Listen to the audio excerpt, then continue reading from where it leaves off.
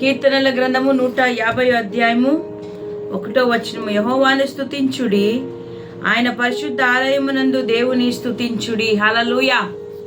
యెహోవాను స్తుతించుడి, ఆయన పరిశుద్ధ ఆలయమందు దేవుని స్తుతించుడి. కీర్తనకారుడు దేవుని యొక్క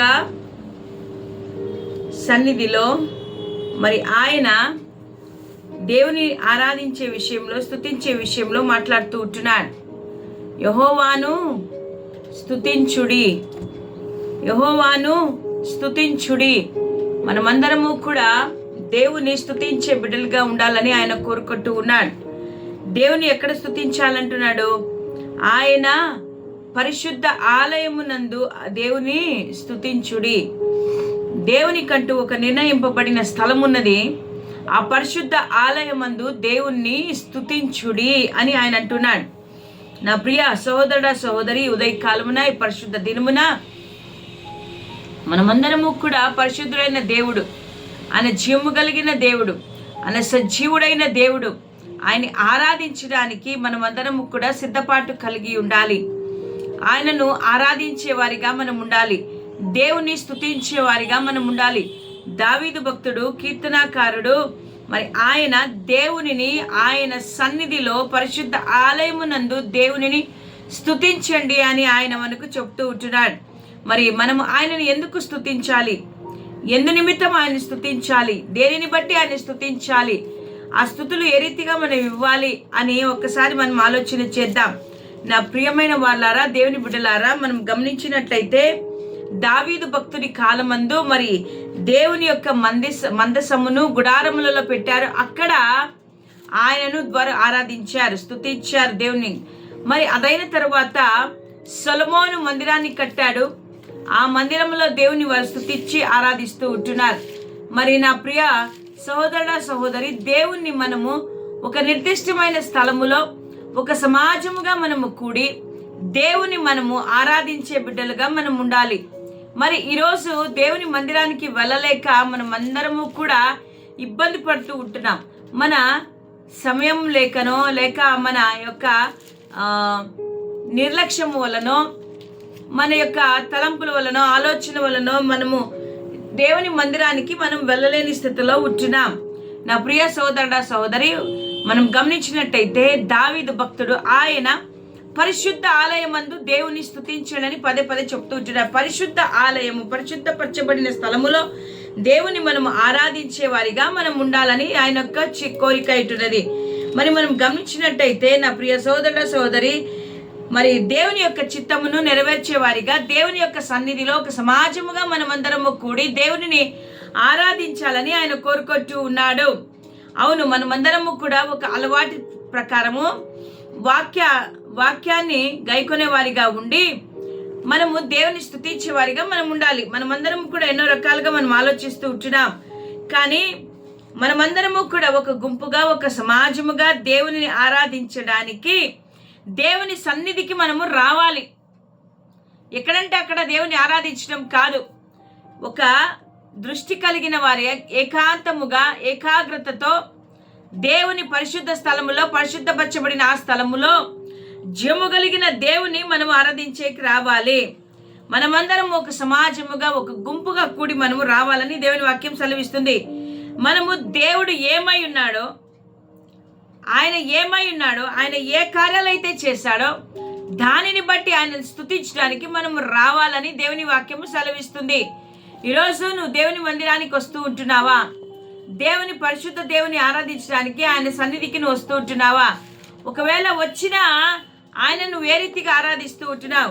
కీర్తనల గ్రంథం 150 అధ్యాయములో ఆయన బలమును ప్రసిద్ధ చేయు ఆకాశ విశాలమందు ఆయనను స్తుతించుడి. ఆయన బలమును ప్రసిద్ధి చేయుటకు ఆయన స్తుతించాలంట.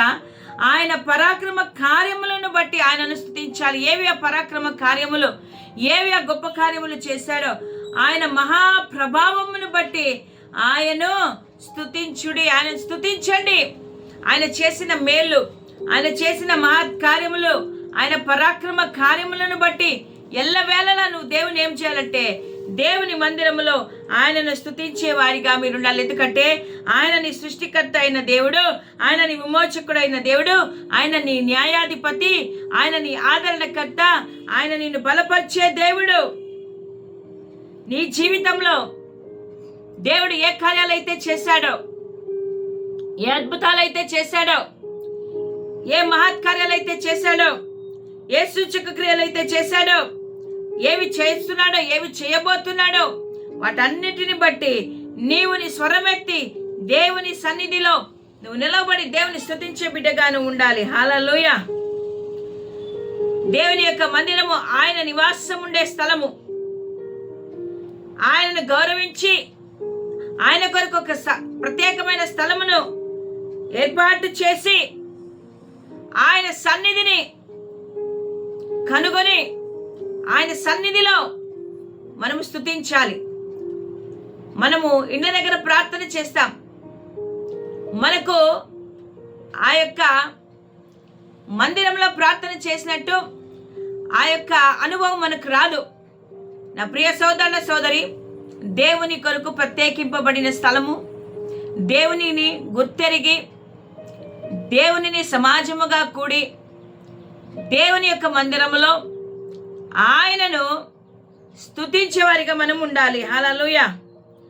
యెహోవాను ఎక్కడైనా మనం స్తుతించాలంటే ఎక్కడో కాదు, దేవుని మందిరములో, ఆవరణములో. హల్లెలూయా. ఈరోజు నువ్వు దేవుని ఎక్కడ ఆరాధిస్తూ ఉంటున్నావు? ఈరోజు పరిశుద్ధ దినము కదా, దేవుని మందిరానికి వెళ్ళడానికి నువ్వు సిద్ధపడుతూ ఉంటున్నావా? జీవము కలిగిన దేవుడు నా కొరకు గొప్ప కార్యాలు చేశాడు, ఆయన నామాన్ని స్తుతించాలని నువ్వు సిద్ధపడి వస్తూ ఉంటున్నావా? లేక నిర్లక్ష్యముతోనూ మరి అలవాటు ప్రకారంగా ఊరికే వచ్చి వెళ్తే ప్రయోజనం లేదు.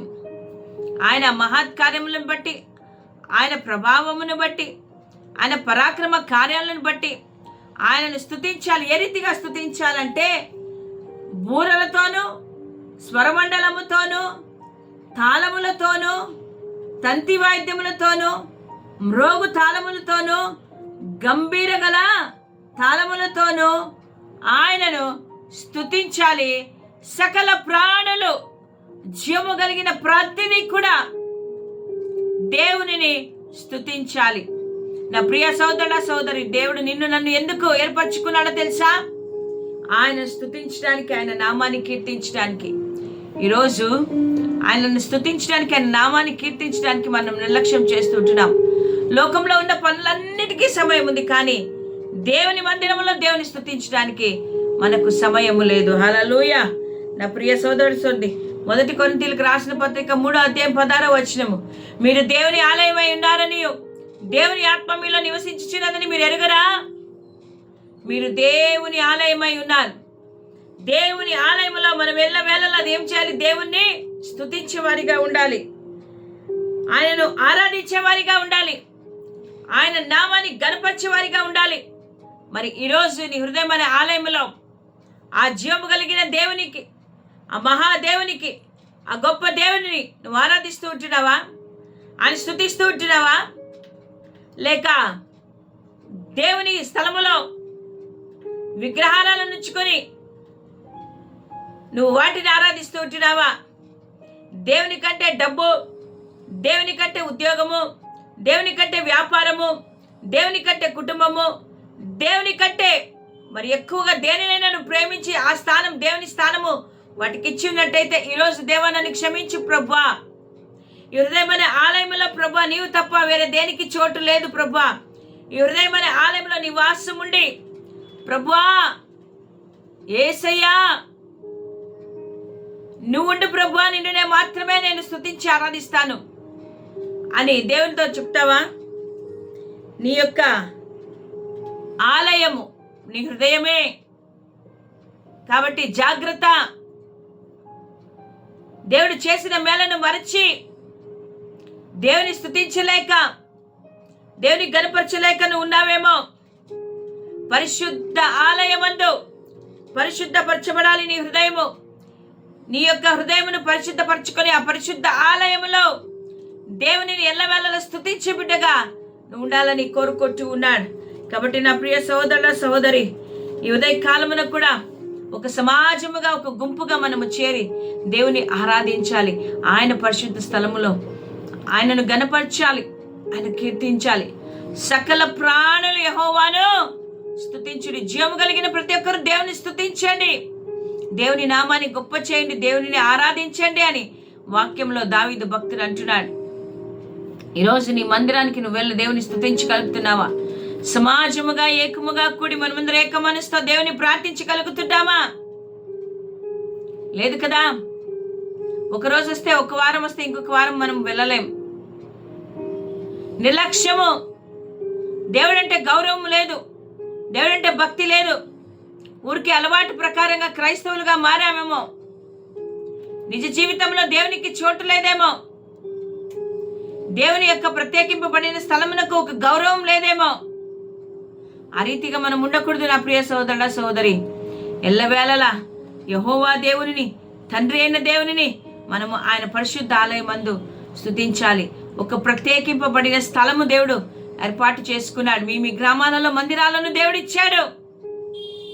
ఆ పరిశుద్ధ ఆలయములలో, ఆ ప్రత్యేకింపబడిన స్థలములలో సమాజముగా కూడుకొని మనమందరం ఈరోజు దేవుని ఆరాధిద్దామా, దేవుని స్తుతిద్దామా?